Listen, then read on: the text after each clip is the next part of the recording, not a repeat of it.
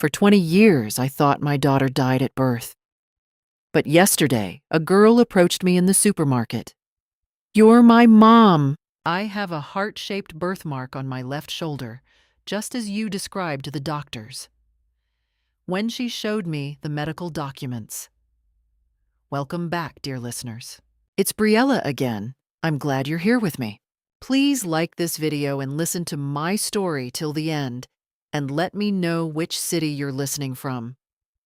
That way, I can see how far my story has traveled.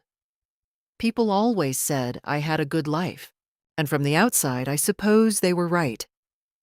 My name is Linda Harris. I lived in a modest but comfortable house in Columbus, Ohio, the kind of neighborhood where neighbors wave from their driveways and kids ride bikes until dark. I worked as an office administrator at a mid-size insurance firm for 12 years.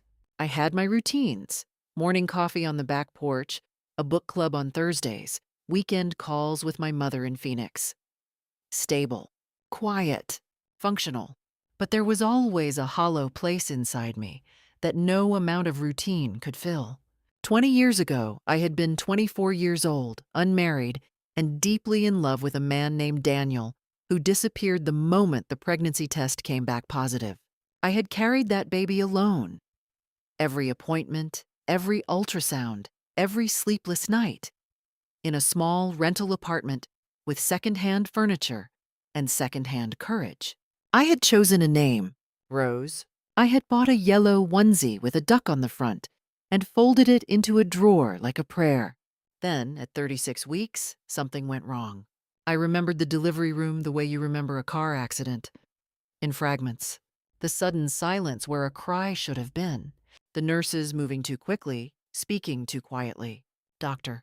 Patricia Walsh's face appearing above me, composed and professional, her voice steady as she said the words, "Stillbirth." "I'm so sorry, Linda. There was nothing we could do. They told me it wasn't my fault. They told me these things happen. They told me they had taken care of everything, that I didn't need to see the body. It would only cause me more pain, and that the hospital would handle the arrangements." I had signed papers. I had believed them. I had grieved for 20 years. The grief didn't announce itself every day. It had become part of my architecture, like a load-bearing wall I'd learned to build around. I never had other children, not because I'd made a firm decision, but because somehow the years had passed and the desire never felt clean, never felt uncontaminated by that first loss. I dated occasionally. Nothing lasted. A therapist once told me I had complicated grief. I thought that was the understatement of the century. I had noticed the small things in the months before that Tuesday in October, though I hadn't known what to make of them. Twice, I'd received hang-up calls on my landline, a number I barely used anymore. A car I didn't recognize, a gray Honda, had been parked across from my house 2 mornings in a row. Once, at the pharmacy, a young woman had stared at me from 2 aisles over for so long that I'd finally looked up and met her eyes, and she'd immediately turned away. I told myself I was being paranoid. A woman living alone in her mid-40s. Too much true crime television. Not enough sleep. I let it go. Until the Tuesday, I went to pick up a rotisserie chicken and a bag of salad from the Kroger on Morse Road. I was comparing 2 bottles of salad dressing. One with too much sugar, one with too much sodium. The eternal compromise. When I heard footsteps stop beside me, I didn't look up immediately. Then a voice said, quietly but clearly, "Excuse me. I'm sorry to do this here, but are you Linda Harris?" Linda Harris, who gave birth at St. Catherine's Hospital in Columbus on March 14, 2005. I put down the bottle. She was young, early 20s, with dark brown hair pulled back in a loose knot and my mother's jawline. My mother's jawline. I would have known it anywhere. She was wearing a gray coat and holding her hands in front of her in the careful, deliberate way of someone who has rehearsed this moment 100 times and is terrified of getting it wrong. "My name is Emma," she said. Her voice trembled only slightly.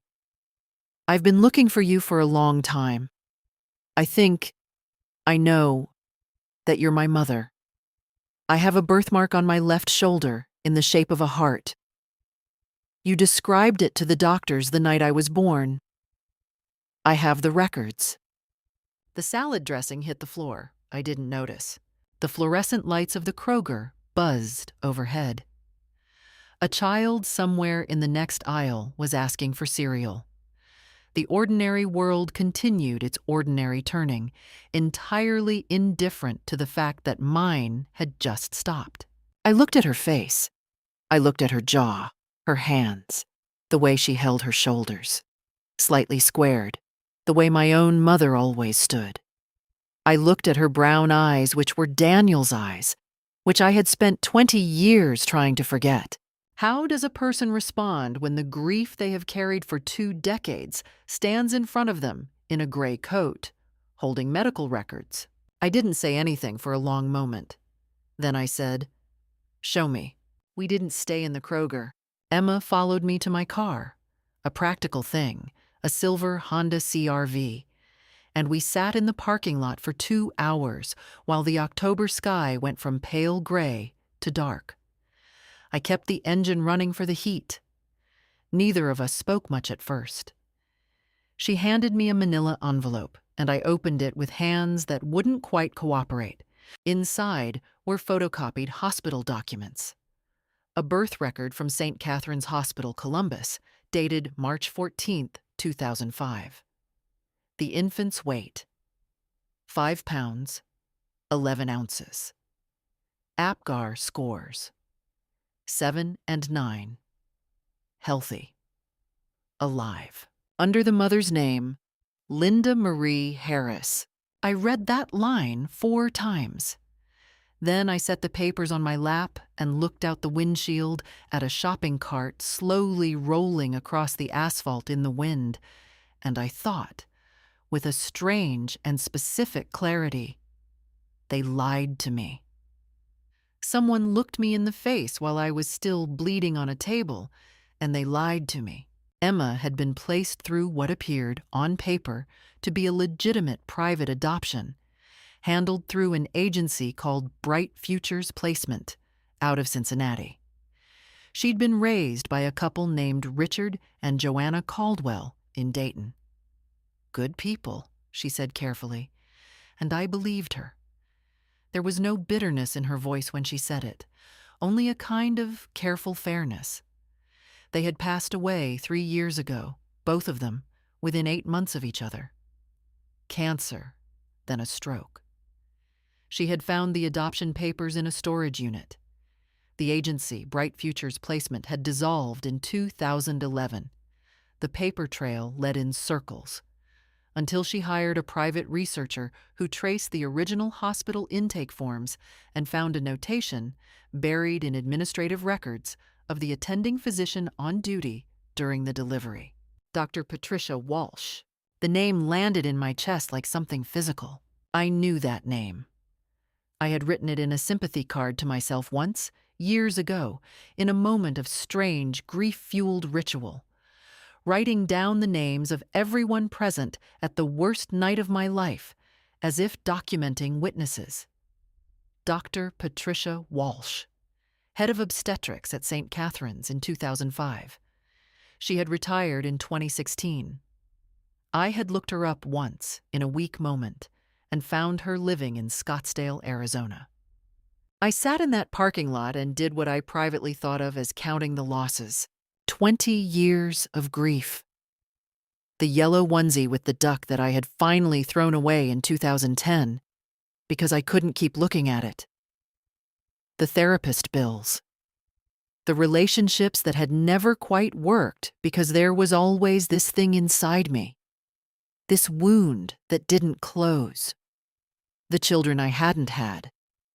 The version of myself, younger, more open, more willing to try, who had slowly calcified around this loss.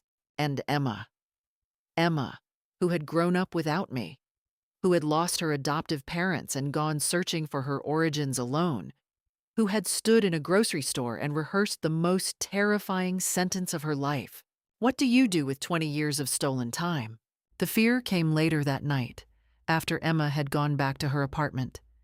She lived in Columbus now, had moved here 6 months ago, specifically to look for me, a fact that broke my heart cleanly in two. And I was sitting at my kitchen table with a glass of wine I wasn't drinking. The fear was practical. Whatever had happened 20 years ago had not been an accident. A stillbirth is recorded, documented, witnessed. For a living baby to be removed from a mother who believed her child was dead required planning, required more than one person, required paperwork, coordination, the cooperation of at least one adoption agency. This wasn't a simple mistake. This was a system, a small, deliberate system designed to take my daughter and make certain I never found her. Systems have people in them, people who might not want to be found. I was afraid. I will not pretend otherwise. I was a 44-year-old administrative assistant with no legal training, no connections, and a 20-year-old crime against me that had left no obvious evidence in my hands until 48 hours ago. But I was also, for the first time in 2 decades, something other than hollowed out. I opened my laptop. The first thing I did was take photographs of every document in Emma's envelope, front and back in good lighting, and email them to myself and to a cloud folder. Duplicates. Then I started a new document and wrote down everything I remembered from the night of March 14th, 2005. Every name I could recall. Dr. Patricia Walsh. The nurse who had been in the room. A heavy-set woman with red hair. I had never known her name. The hospital administrator who had come to speak with me the following morning when I was still in recovery. Then I wrote down what I needed. A lawyer. Not just any lawyer. Someone who handled civil rights violations, medical fraud, wrongful adoption. An independent DNA test to establish legal documentation of my biological relationship to Emma. Emma's cooperation, which she had already given freely, and, most critically, the identity and current whereabouts of Dr. Patricia Walsh and anyone else who had been part of what happened that night. The plan was not complicated yet, but it was a beginning. And after 20 years of having nothing, a beginning felt like everything. I found the lawyer through my therapist.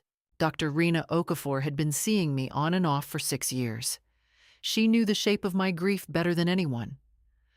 When I called her the morning after the parking lot, she listened to everything I said without interrupting. Then she said, "Linda, I want you to write down the name Marcus Webb. He's a civil attorney in Columbus who has handled medical malpractice and civil rights cases. Tell him I sent you."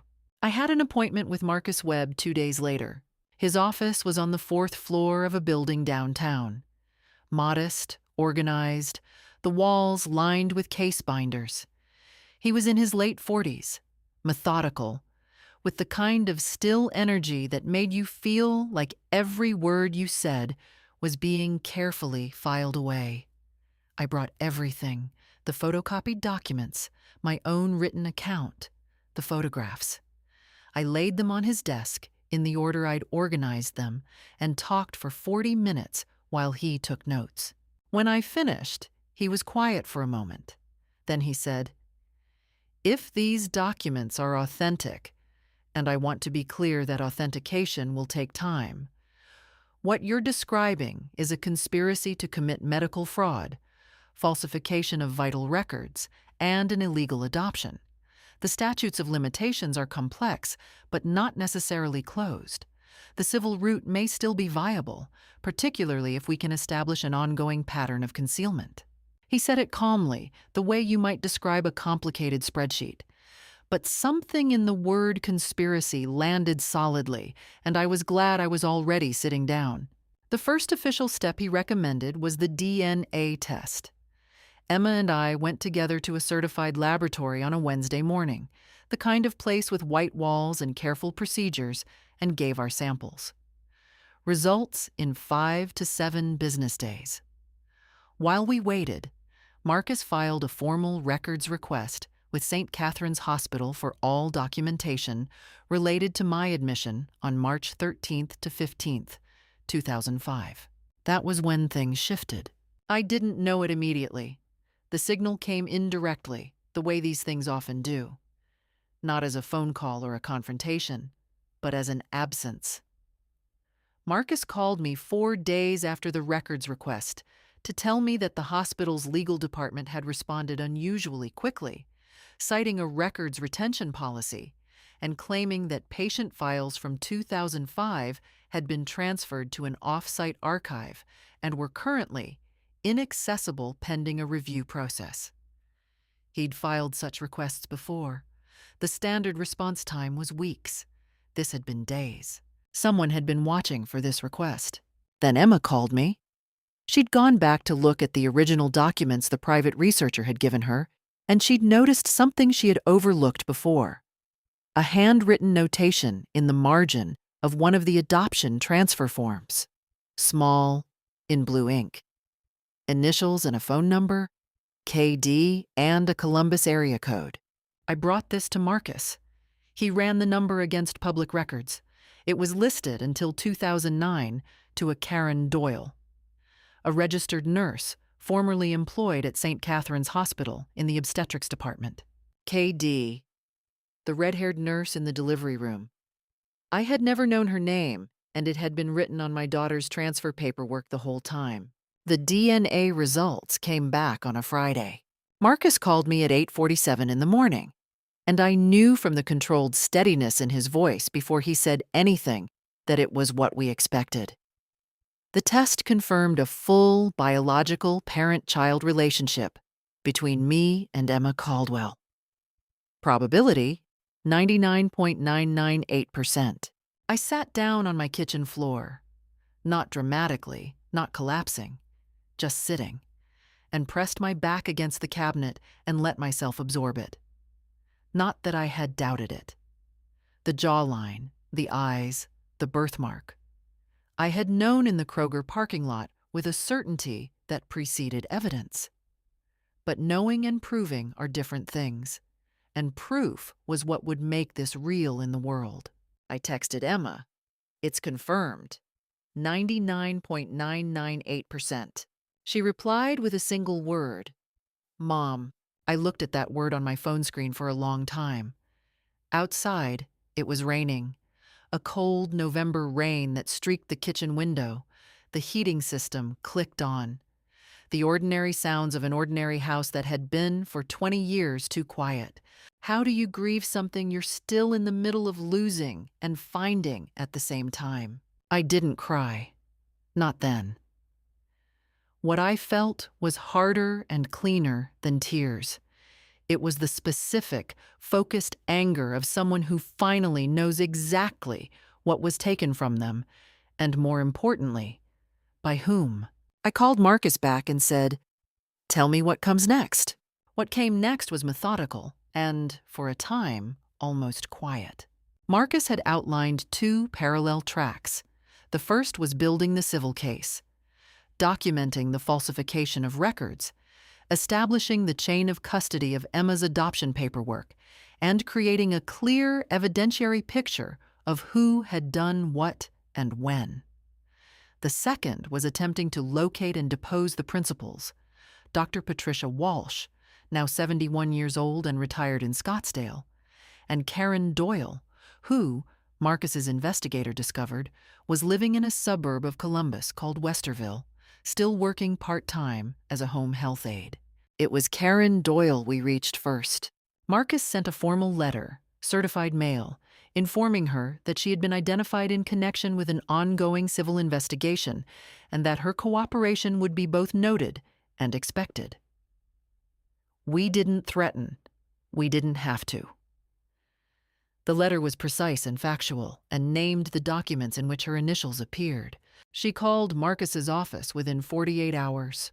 I wasn't present for the call. Marcus had advised against it, but he relayed its substance afterward. Karen Doyle had been flustered, then defensive, then briefly tearful. She denied any wrongdoing, She claimed she had only followed instructions. She said she had been told the baby was being placed with a family who desperately wanted a child, and that the mother, me, had been emotionally unstable and incapable of providing appropriate care. She said Dr. Walsh had handled all the arrangements with the adoption agency. She said she hadn't known it was illegal. She knew, Marcus said flatly after relaying this. She may not have understood the full legal exposure, but she knew. 3 days after that call, my plan hit its first wall of force. I came home from work on a Thursday evening to find a car parked in my driveway. Not the gray Honda I'd noticed weeks ago, a black SUV, current model, out-of-state plates, Arizona plates. 2 people were sitting inside. When I pulled up, they got out. The woman was tall, late 60s, silver-haired and immaculately dressed in a camel coat, with the precise posture of someone who had spent a lifetime being the most powerful person in the room. I recognized her from the photograph Marcus's investigator had pulled. Dr. Patricia Walsh. The man with her was younger, perhaps 40, in a dark suit. He didn't introduce himself. "Linda," Dr. Walsh said, with the same composed professional voice I had last heard 20 years ago above a delivery table. "I think we need to talk." "I think you should speak with my attorney," I said. My voice was steadier than I expected. She smiled, not warmly. "I was hoping we could handle this privately, for everyone's sake, including Emma's." The way she said Emma's name, as if she owned it, as if she had rights to it, made something in me go very cold and very still. She continued talking. She was calm, methodical. She said that what had happened 20 years ago had been done with the best intentions, that I had been young, alone, in financial distress, that the Caldwells had been a stable, loving family, that Emma had had a good life, that dragging this into court would mean publicity, Emma's name in the news, Emma's origins exposed, Emma's life disrupted. "You've only just found her," Dr. Walsh said. "Do you really want to put her through that?" The man in the suit spoke for the first time. "Any legal action will be contested vigorously," he said. "We have resources. This process will take years. It will cost you more than you can afford financially and otherwise. We're offering you an alternative." He named a number. I won't repeat it here. It was large enough to suggest they were genuinely afraid. Is this what accountability looks like when the powerful feel threatened? A parking lot offer? A veiled threat wrapped in civility? "Get off my property," I said, "and understand that this conversation has been recorded." It hadn't been, but the man glanced at the woman just briefly, and that glance told me everything I needed to know about their confidence in their own position. Dr. Walsh held my gaze for a moment longer. Then she said, very quietly, "I hope you reconsider, for Emma's sake." And they got back in the SUV and drove away. I went inside, locked the door, and sat at the kitchen table for a long time. My hands were shaking slightly. I texted Marcus. Walsh was just at my house.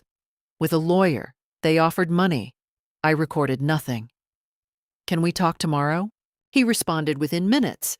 "Don't worry. This is actually good. It means they're scared." I took that weekend. I drove to my mother's house in Phoenix.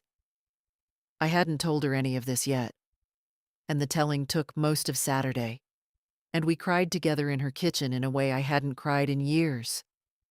I slept in my childhood bedroom with the window cracked and the desert air coming in, and I let myself, just for 48 hours, simply rest. I was going to need it. When I returned to Columbus that Monday, there was a message waiting. Not from Marcus, not from Emma, from an unknown number. A text sent Sunday evening while I'd been sleeping in Phoenix. "We understand you need time. We're patient people. So is our legal team.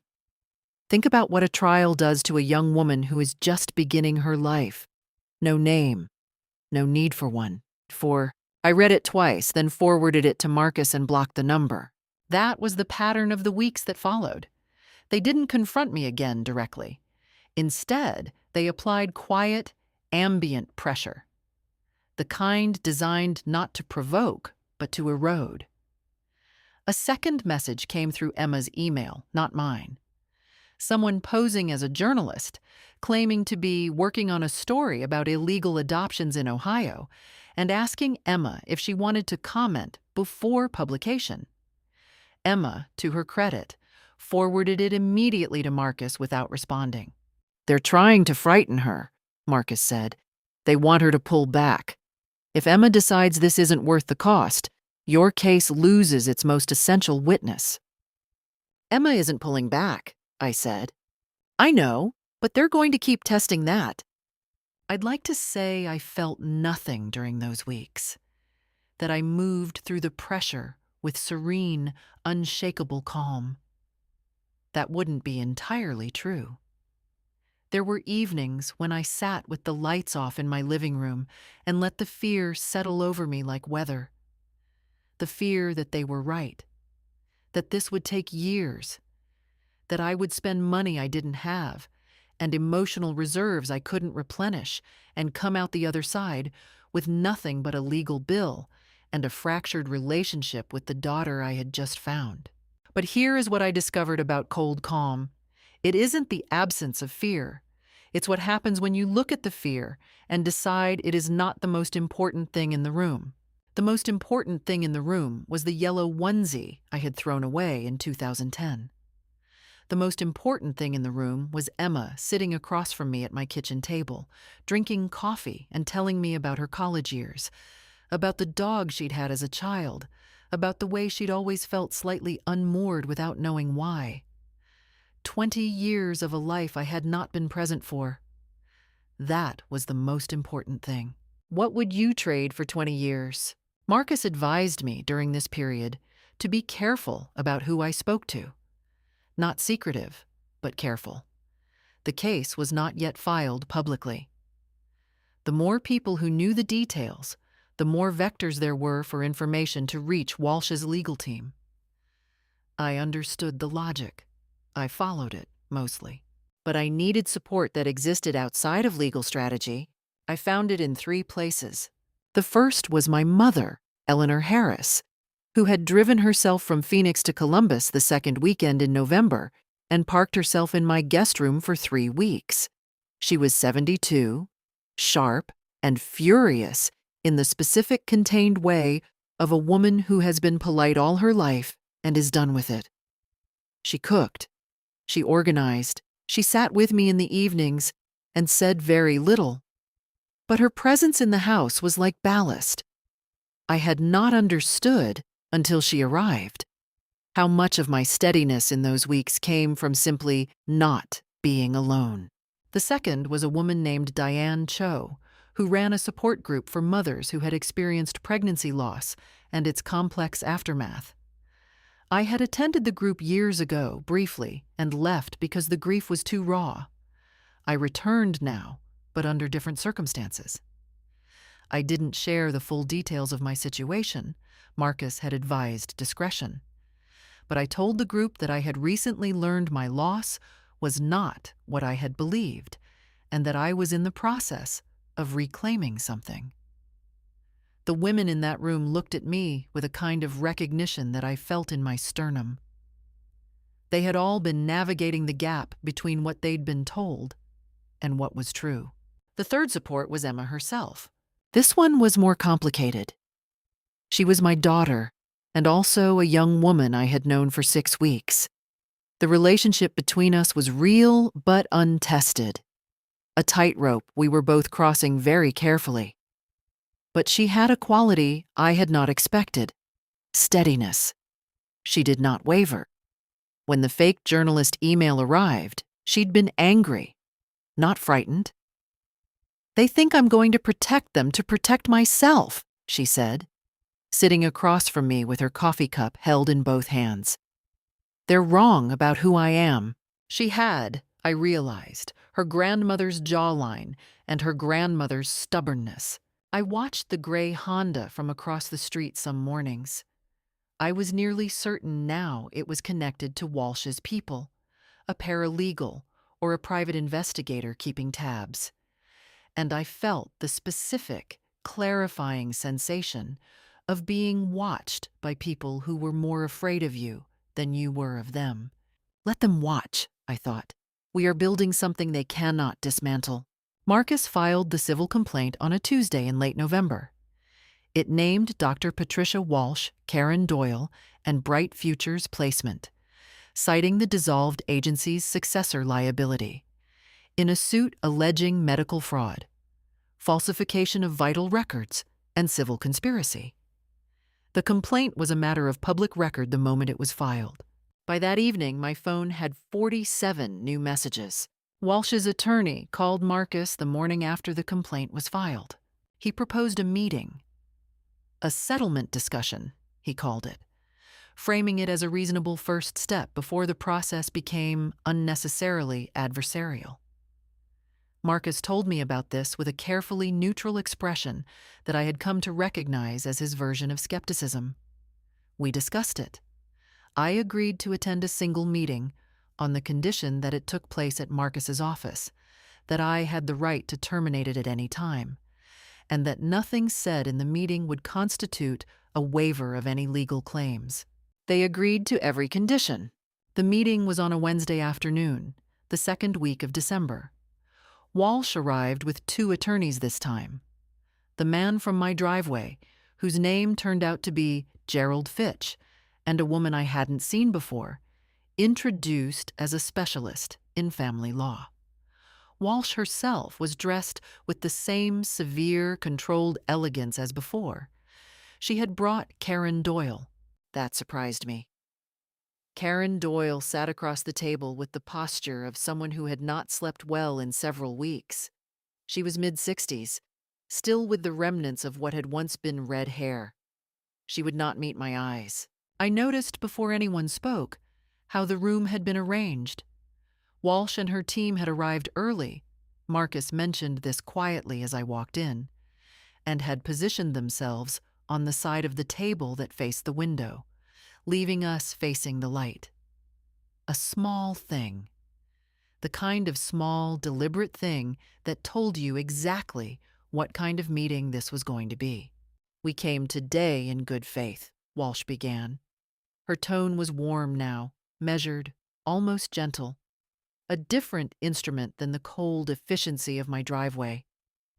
"I want to start by saying, personally, not legally, that I understand this has been an enormous shock for you. I understand your pain, and I want you to know that I have thought about you many times over the years." I said nothing. Marcus had coached me. Let them talk.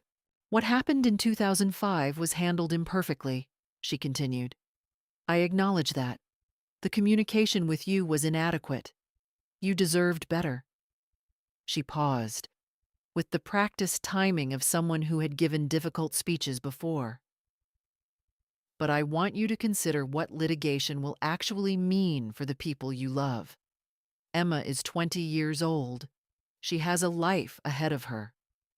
A public trial will put her biological origins, every medical detail, every adoption record, into the public record, into the internet, forever."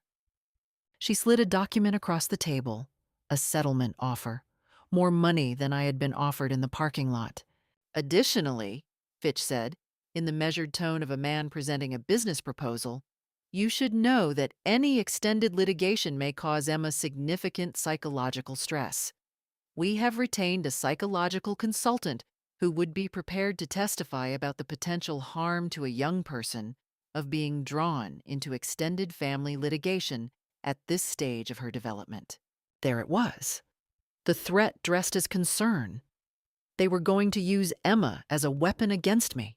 The family law specialist leaned forward at this point and added softly that she had seen cases like this before. Cases where a mother's understandable desire for justice had inadvertently destabilized a young person's sense of identity at a critical life stage. She spoke with clinical sympathy, the way you speak to someone you believe can still be managed. She was good at it. I recognized the performance for what it was, not because I was particularly perceptive, but because I had spent 20 years learning what it felt like to be the person in the room that powerful people were trying to handle. Is there anything more revealing about a person's character than watching how they fight when they're cornered? I looked at Walsh across the table. I looked at the silver hair and the camel coat, and the practiced, compassionate expression she wore like a mask. I thought about the night of March 14th, 2005. The delivery room, the silence, the way she had arranged her face into sorrow while my daughter was alive and already being processed into a different life. "Dr. Walsh," I said, "I appreciate you coming. I want to be transparent with you about something. Emma is aware of this meeting. We discussed it this morning.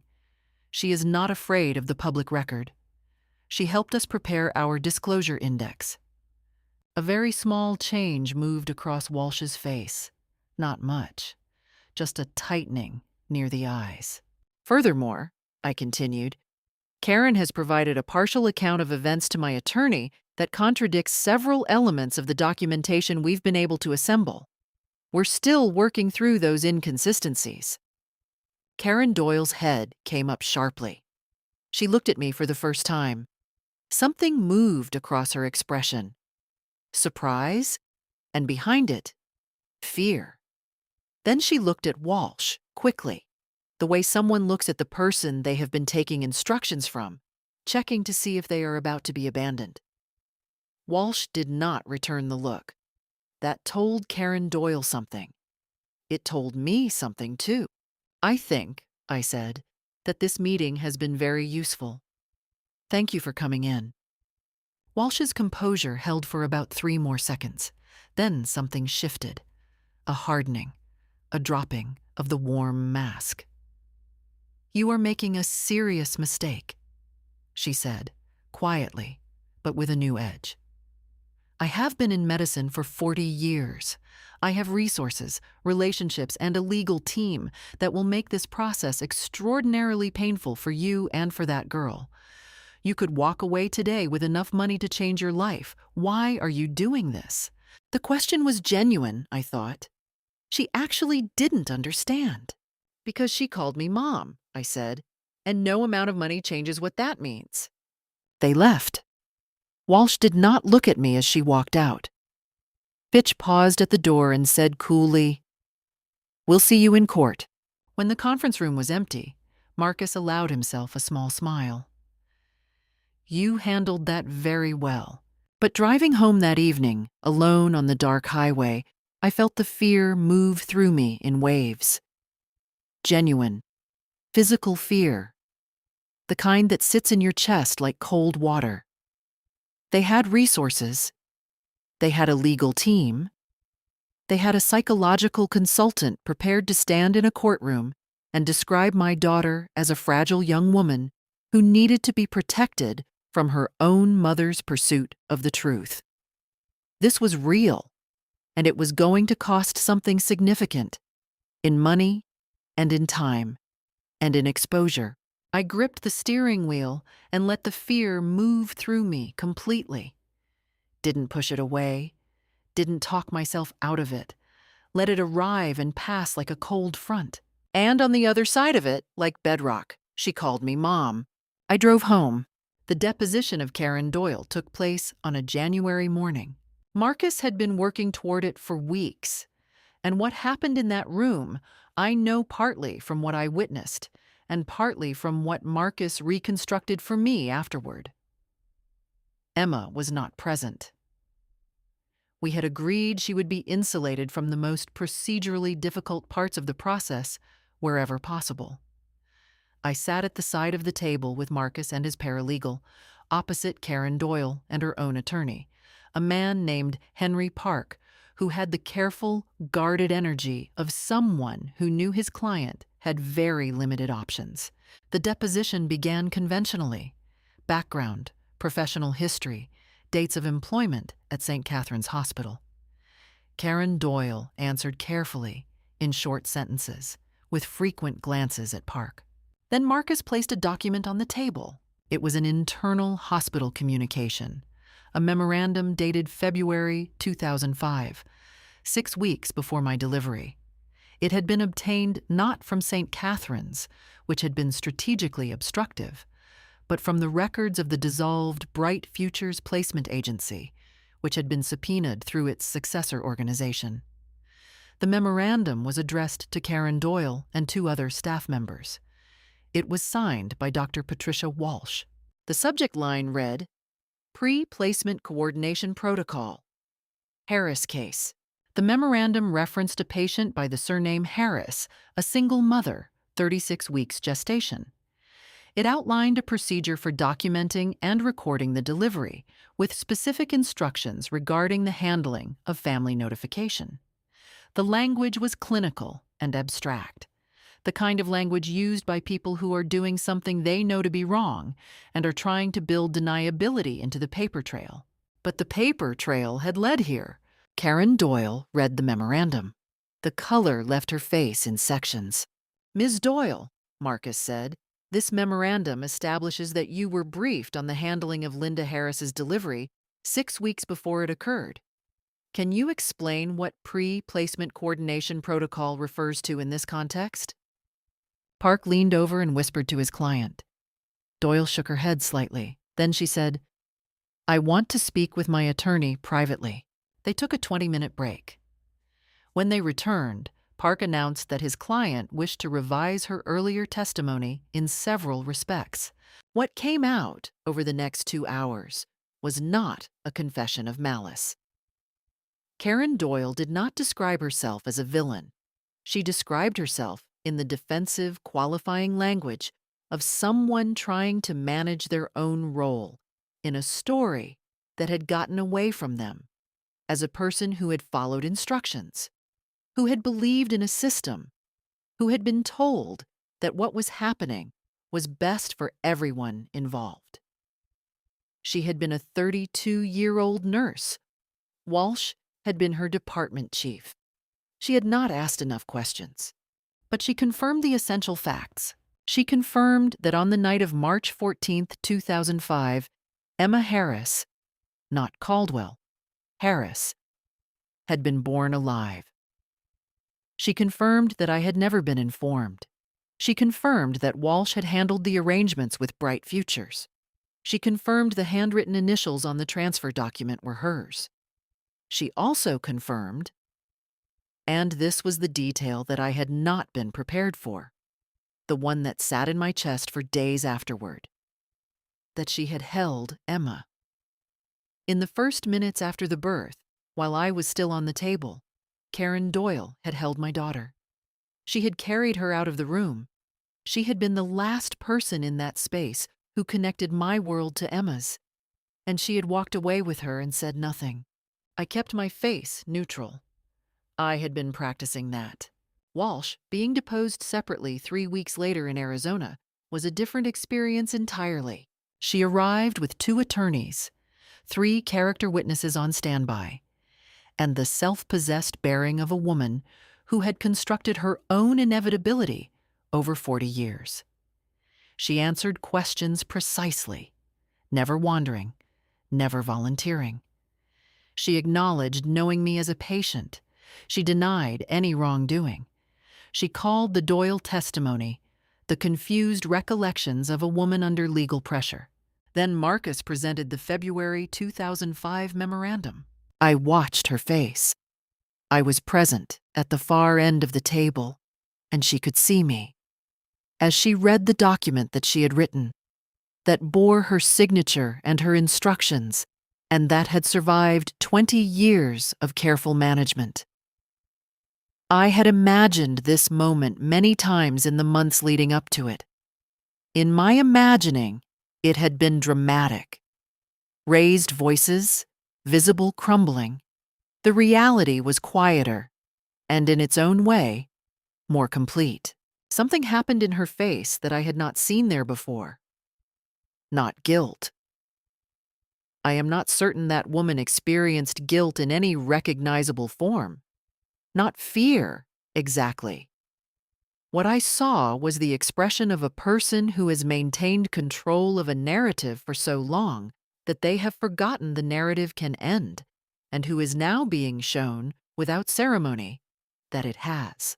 Dr. Walsh, Marcus said, this memorandum, written by you 6 weeks before Linda Harris's delivery, outlines specific protocols for handling the notification, or, more precisely, the non-notification of the patient. Would you like to explain, in your own words, what this document describes? She looked at her attorneys. They looked at her. I don't recall this document, she said. Your signature appears on it. I signed many documents in my career. Is the signature authentic? A pause. I would need forensic verification.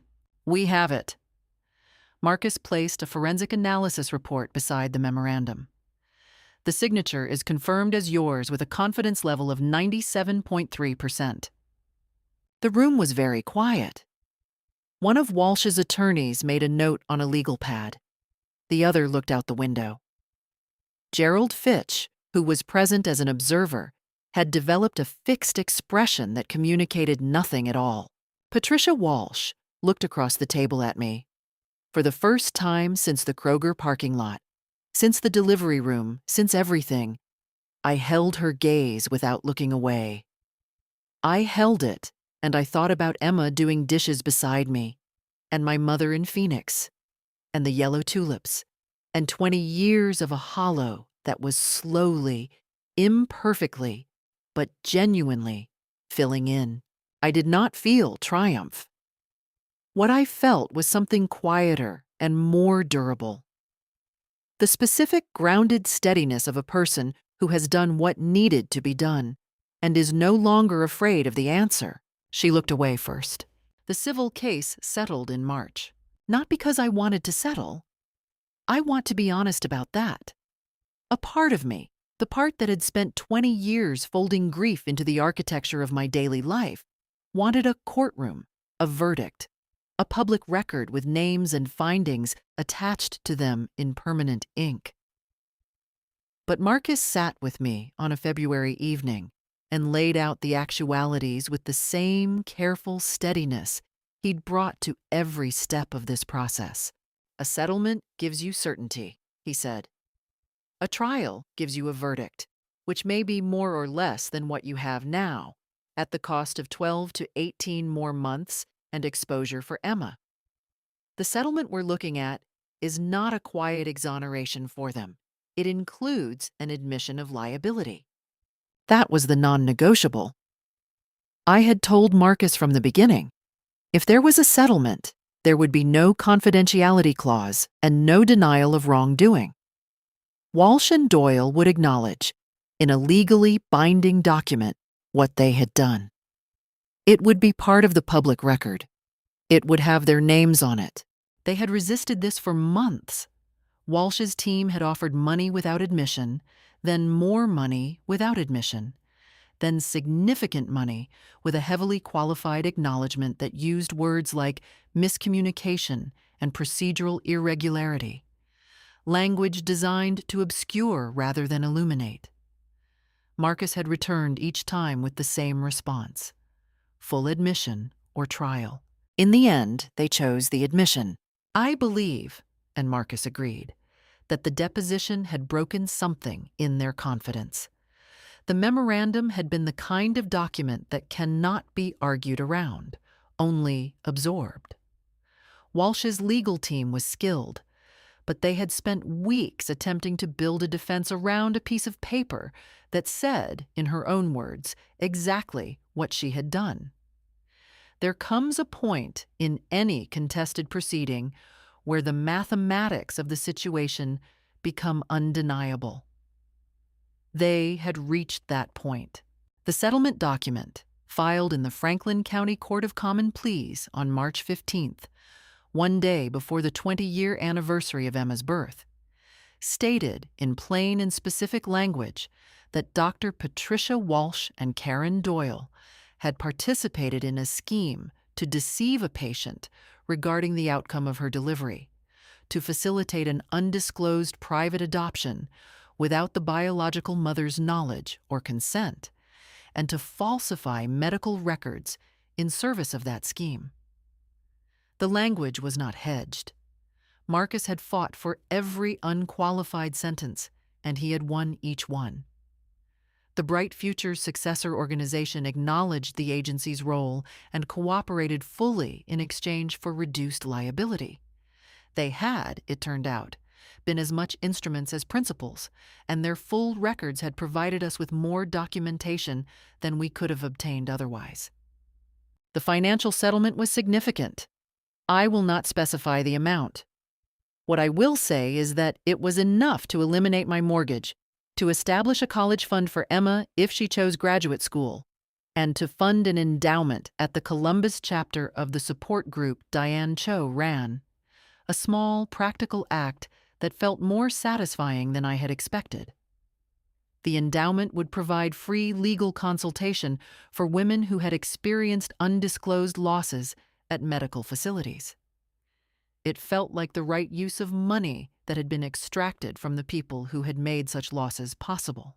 Walsh's medical license, though she had been retired for years, was formally reviewed by the Ohio Medical Board, and a complaint was filed with the Arizona Medical Board.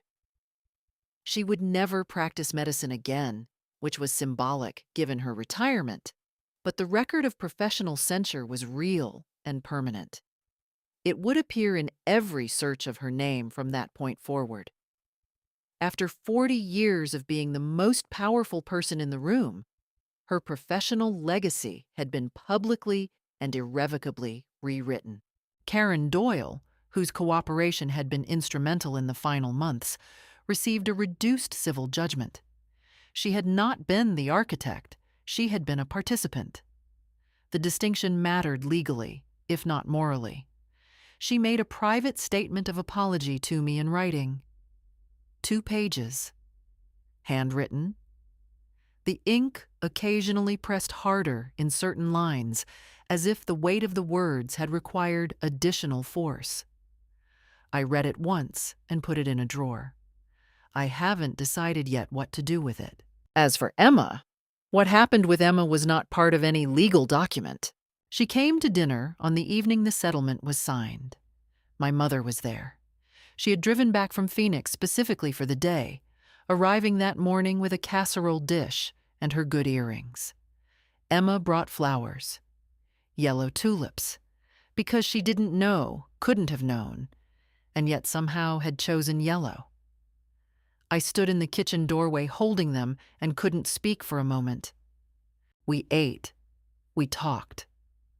My mother told embarrassing stories from my childhood, and Emma laughed, a real laugh, unguarded, with her head tilted back, and I sat across the table and let myself look at her openly for the first time, without the layered complexity of grief and legal strategy, and 20 years of absence pressing down on the moment.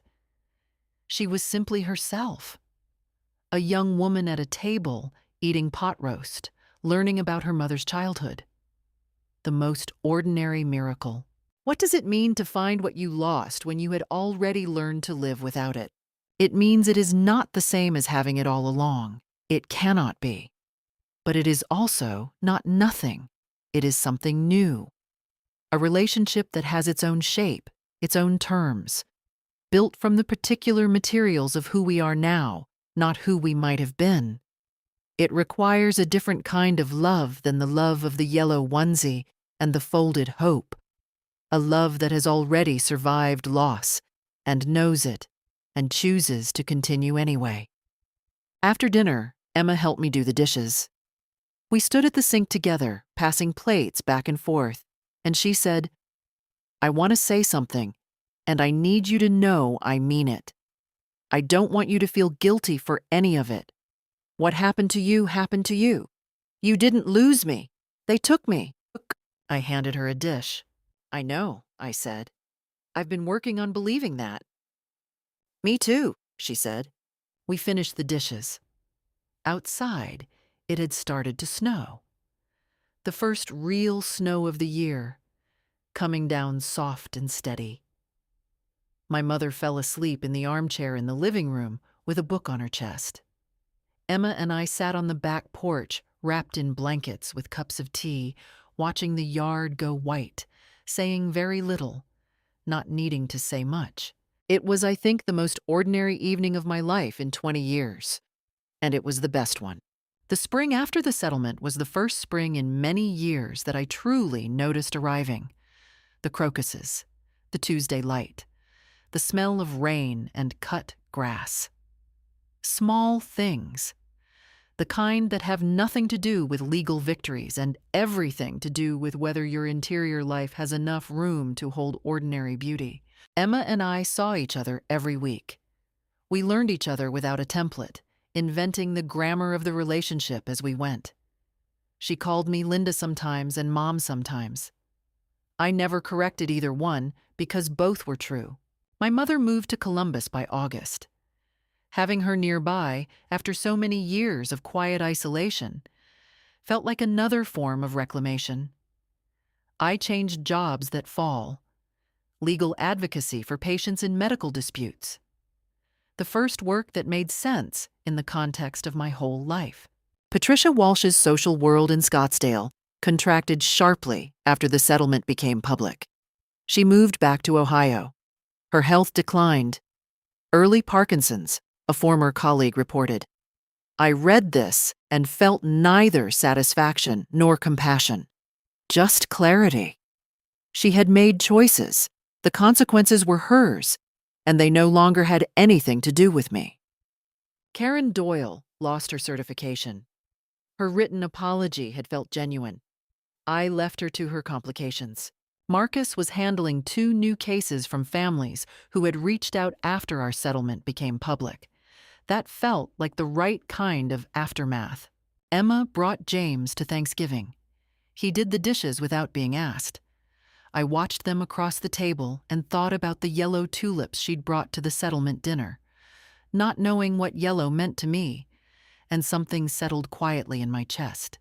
The things that belong to you have a way of finding you. Wisdom or sentimentality, I couldn't say. I decided to let it be both. Most of all, I learned that it is never too late to reclaim what is yours. What would you have done in that Kroger parking lot, holding those documents, looking at your daughter's face for the first time? Would you have been brave enough to say, "Show me"? I like to think most people would be. I like to think most people, when it really matters, find that they are more than they believed. If this story made you feel something, if it stayed with you, I hope you'll share it with someone who needs to hear it. Leave a comment. Tell me what you would have done differently. Your voice matters more than you know. And thank you for listening, for staying all the way to the end. That matters too.